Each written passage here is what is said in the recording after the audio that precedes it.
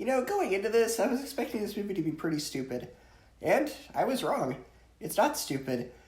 It's extremely, unbelievably stupid. So stop me if you've heard this premise before. Kid finds an alien and has to hide it from the authorities. Yeah, the difference between those movies and this movie is those movies, for the most part, are actually pretty well written and entertaining. This movie is E.T., but for stupid people. And apparently this movie was based on an idea from the studio president's 4-year-old. Their 4-year-old. I'm not kidding. Look, I get it. You're a big Hollywood hotshot, but just because you can give your kid everything they want doesn't mean you should.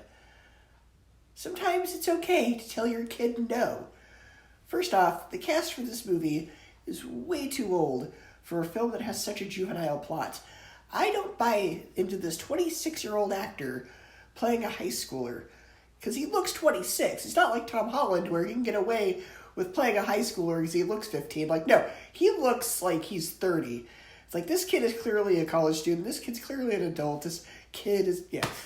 The villain is also very generic and cliche. His motivations are generic and cliche. Nothing about him sets him apart from the villains in all those other movies with the same premise.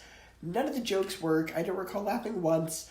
I was frankly just really bored and annoyed with how stupid this movie was. I wouldn't even say, oh, well, it's a kid's movie, I shouldn't be too harsh on it, because that's not a valid excuse. It's a kid's movie is not a valid excuse to not try. There are plenty of kids' movies that are much smarter, like the other movies I listed, E.T., Iron Giant, Lilo and Stitch. Those are all the same premise, and they're much better. How is this the same director who did Ice Age of Robots? I'm not going to act like those movies are masterpieces, but they weren't stupid.